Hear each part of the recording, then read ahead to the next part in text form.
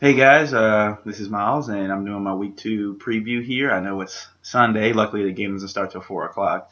Just been real busy with some other things, but anyway, I'm gonna do a quick review of what happened last week. As we all know, the Ravens lost a very tight game. Honestly, a game that we thought the Ravens weren't really gonna have a shot in. A lot of the pundits and even the Ravens homers or radio guys even said that they thought the Ravens were going to lose this one. But we all thought the Ravens were going to lose this one. Probably a pretty big margin, knowing Peyton Manning earlier in the season. Usually it's like unstoppable. It's not until like December and January where he starts to fumble down the stretch. But in the game, is surprisingly the defense played like they were already in midseason form. Jimmy Smith had a pick six. They shut down the receivers by not letting them get further down the field. Peyton did take a couple shots down the field, but they were all inaccurate, either out of bounds or overthrown. So the defense overall, and they sacked him, I think, 4 times. C.J. Mosley got 2 sacks. You saw the answer to that. Not what's the presence of Haloti Ngata was that Carl Davis and Brandon Williams were able to hold it, even with Timmy Jernigan out. Those two guys, it didn't seem like they missed a beat. The Ravens are going to be okay without Haloti Ngata. Now, on the other hand, Terrell Suggs is out for the year. He had another Achilles tear. I'm not sure if it was the same leg or not. But this late in his career, at the position that he plays, now has 2 torn Achilles tendons. You have to wonder if this is probably the end of his career in Baltimore. So, he's over 34 years old. He's over a decade in the league. And you have to wonder now, is his explosiveness going to be there? I mean, I know he's going to probably try to give it a go next season, maybe going to mini camp or anything like that. But if that explosiveness isn't there, which is basically, how defensive ends make their money. If you can't get off the line and get to that quarterback, they have no use for you in the NFL. So, in my honest opinion, you may be looking at Dennis Pitta and Terrell Suggs as 2 new retired Ravens by the beginning of next season. I just think with 2 Achilles tendon tears, it's going to be almost near impossible for Terrell Suggs to get that kind of production. We've already seen his production fall off since the first one. So now that he has another one, I think the Ravens and Terrell Suggs are going to come to an agreement for him to go ahead and retire probably by the end of the season or at least the beginning of next year. Again, that's a huge loss for the Ravens as far as the leadership part. He was the soul and the voice of this defense since Ray Lewis left. He's the guy that gets everybody pumped up during the pre-games, the speeches, and does the rah-rah stuff. And now everybody's like, who's going to do that? They've already said, Joe Flacco's already said he's not doing it. And Joe Flacco's not that kind of guy. We can't expect him to be. But I guess the more interesting thing now to look at going into this game against the Raiders this week is this is the first time that Ed Reed, Ray Lewis, and Terrell Suggs have not been on the field since 1998. The Ravens were 2 years old the last time. Just a year old. 97 was the last year that the Ravens were without Ray Lewis, Ed Reed, or Terrell Suggs. Since then, they've had at least one of those guys on the field. Now, all 3 of them will probably be retired. Now, both of them, Ray Lewis and Ed Reed, are retired, and possibly now Terrell Suggs. So we have entered the new era of the Ravens defense now. Now it comes from, where does the motivation come from? Does that aura of Ray Lewis and those guys still resonate through that facility, through that locker room? Through a lot of those guys. You got Timmy Jernigan who's come on. You got now Carl Davis, who was a steal in the 3rd round of this draft. You still have you got Will Hill back there now, who they just signed to an extension. He seems like he was all over the field last week. And then you got Jimmy Smith, who they just locked up. But a lot of young guys, who are now going to have to take the leadership. Who's going to take that leadership role? Some say it's probably going to C.J. Mosley, just because, even though he's going into his 2nd year, and the rest of the other guys on defense, for the most part, have at least a little bit more experience than he does. He's been the best defensive player all around for them consistently for the last year.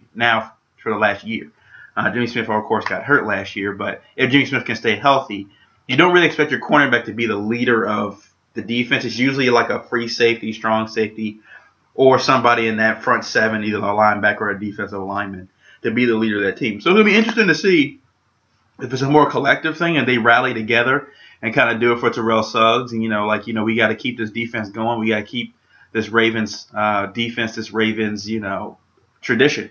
alive, the Ravens have always been known for their defense, and we're not going to let that die just because those three legends who pretty much built this defense, over the last 10 years are gone.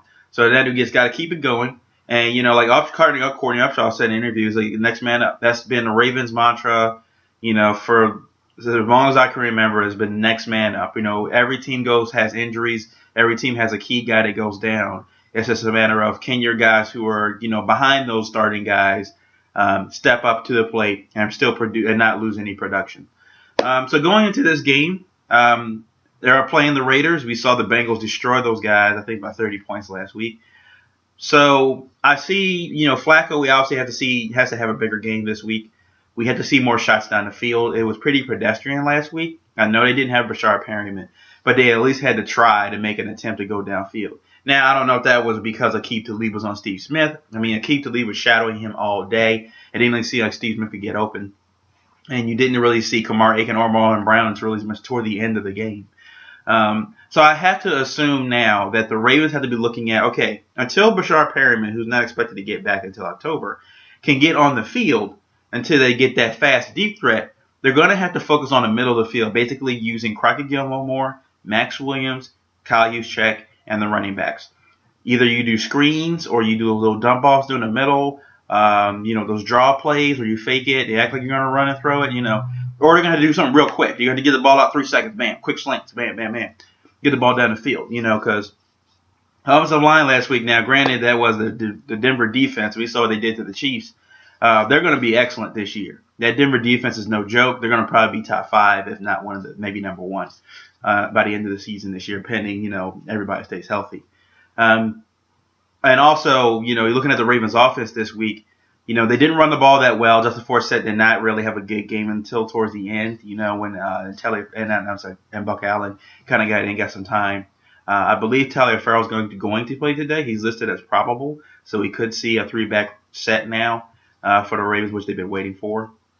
So we'll see what happens there. They're facing a really bad Raiders defense, so I don't expect the Ravens to have too much trouble. They should be able to go ahead. The player to watch for the Ravens, I think, today's game is definitely Max Williams. I think the matchup of Max Williams at 6'6", 230, 240 pounds, I think get him across the middle and then into the red zone is going to be a really big asset for the Ravens to score touchdowns, especially later on down the season as he gets more comfortable and gets more confidence in himself. Crockett Gilmore, and all in all, I just expect the tight ends to have a really big day today. Do I think the wide receivers will keep pace? I think they won't have explosive days today. I do see Steve Smith, on the other hand, though, possibly getting a big play here and there, just because I know he blames himself for not catching that ball in the end zone last week. So I know he's going to go out there fired up, especially in Oakland. He's from that area. He grew up there, so you have to assume that he's going to go hard. He's home, and it's in the black holes in Oakland. So he's going to bring the intensity, just like the fans are going to bring the intensity. They're going to be loud. The Raiders, for the longest time prided themselves on defense. So, here come the Ravens, and they're going to try to, pretty much, upset them, but I think Steve Smith's going to have a decent day. I said 1 or 2 big plays. Other than that, though, I think he'll be kind of pedestrian. He'll have maybe a couple plays, maybe 4 or 5 yards apiece. But I think he'll have a couple big plays down the field just because their secondary is really inept. And I think he'll just, he'll make those guys look like, like he said, schoolyard kids. For the Ravens defense, without Terrell Suggs, obviously the Ravens signed Jason Babin. He's going to replace the production part of Terrell Suggs, not necessarily the leadership part, but he's definitely going to replace the production part. They said earlier in an article that Jason Babin was cut by Mike Holmgren because he said that he thought Jason Babin practiced too hard. But that's the kind of guy the Ravens like. The Ravens like those guys that, like the last chicken wing left on the table, guys that play the chip on their shoulder, they go hard every single time. That's the guy they want when it comes to like those third down or, those third and short plays where they need to go get a sack or get a stop. And those guys on the line, they kind of bring the intensity. And that's what they needed. He said without Suggs, the intensity factor, they might be lacking. We don't know. Obviously, we can't see until today's game. But they didn't want to take that chance. So they got a high-intensity guy, Jason Babin, who still has a little bit left in the tank, can come in and maybe replace some of the production that Terrell Suggs has left behind. So all in all, I think the Ravens will win this game. I think they go ahead and win this handily. I think they give up a touchdown. Do you think it's going to be 30-7? I think Amari Cooper will have a decent day. I know he's probably going to be matched up against Jimmy Smith, but I think this guy's a special talent, Amari Cooper. And I think, Derek Carr is a quarterback that's up and coming. So I think he's going to make a play or two against that Ravens secondary. Okay, they still have to find themselves. They still let Emmanuel Sanders kind of run wild on them last week. So I do expect them to, they're a bend but don't break type of defense right now. They're not like a shutdown defense like they were in 2000. Or even for the fact they're not even a shutdown defense like the Denver Broncos are. But they are a good defense, and they will be a top 5 defense based on how they played last week and hopefully they play this week. So I do see them winning 30-7. I think, it won't be one of those that come down to the wire like it usually does. I think it'll be, pretty much over by the time the third quarter starts, or at least by the midway third quarter. I think it'll be over by then. Flacco will throw at least 3 touchdowns, mostly through his tight ends. But I think one goes to Steve Smith. I think Steve Smith has he'll have 90 yards and a touchdown today. I see Max Williams having a big day and Carter Gilmore as well.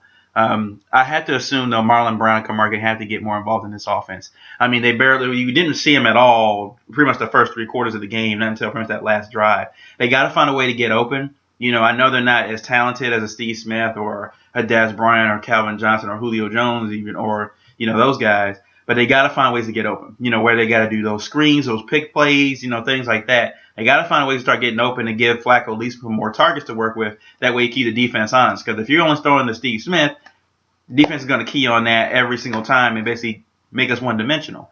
Now, we have a solid run game, but every time you take a dimension away from an offense and they have to start running it, they can easily put those guys, line them up in the box, and just beat you up all day. But I do see Justin Forsett getting back to it today, getting back in the rhythm. And obviously, he had a slow game last week, but I see him getting back into it this week. I think he will have over 100 yards rushing. I think the Ravens will put up some stats. For fantasy-wise, I look at Forsett. I said look at Steve Smith and Max Williams. The Ravens defense will do pretty good. I think they'll get a couple turnovers, actually, may force some fumbles. I think they get an interception against that young quarterback. So, all in all, I think the Ravens will do well. I think I'll do a quick Redskins report. The Redskins, play the St. Louis Rams this week. It's not looking good. Just because of the fact that they had to face that all-pro defensive line that the St. Louis Rams have. Kirk Cousins coming in that game they had last week. They made so many mistakes. They looked like they were going to win the game last week, but they had so many mistakes, shot themselves in the foot. Their special teams is horrendous. You saw Jarvis Landry basically had an open. He basically had an open lane to the end zone, like no one was there to even touch him. So you have to assume Tavon Austin for the St. Louis Rams is going to have plenty of opportunities to return kicks and punts today against the Washington Redskins. It's just right now you're looking at the Washington Redskins as, will they win a game this year? You have to wonder will they win a game. It's just they can't find themselves. They're imploding internally. For a game they should have won last week, that just shows you right there that they're not disciplined. And you commit 11 or 12 penalties and you lose the game. I mean, you gave it up, you gave it away. You had the lead, you were dominating. I think by the half, I think it was towards the end of the game, it was like 38 minutes of possession time compared to the Dolphins 16. It was something crazy like that. But usually you see stats like that, possession time for the time of possession. The team with the most time usually wins the game. They held the ball the longest, usually put points on the board, but no, they lost. So, you have to wonder about the Redskins. That's another story for them. But, when I get some more information, I'll count this one as a loss for them this week. But we'll see what happens, for them and the rest of the season. But back to the Ravens. Like I said, this will be a defining game. This is the first true test for the Ravens. That young Ravens defense, this is the new era in Ravens history. Is officially Joe Flacco's team. There's no one there from that 2000 team, from that 2000s Ravens defense anymore. Everybody's gone. So this is a new defense for the new defense. This is a new offense for the Ravens, where Flacco is now officially the man. He's going to be the guy on those posters now. From now on, and he's going to be the draw until somebody else maybe comes up as a superstar. But Flacco is it. So now he has to basically go out all right, I'm the man. It's all on me now. People can't say, it's because of the defense they won the game, because they don't have that perennial all-star on defense, unless you count Jimmy Smith, because they don't have that guy. Everything's falling on Flacco. Whether it's right, whether it's wrong, it doesn't matter. But now everything falls on Flacco. We'll see how he handles it. But that's my report. Like I said, I think the Ravens will win 30-7 today.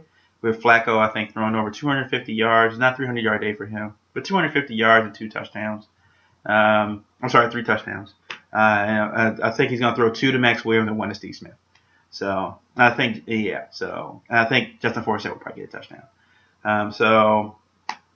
Well, we'll see, and hopefully the Ravens win today, and hopefully next week they said they play the Bengals, so we'll see what happens. And I'll see you guys next week. Peace.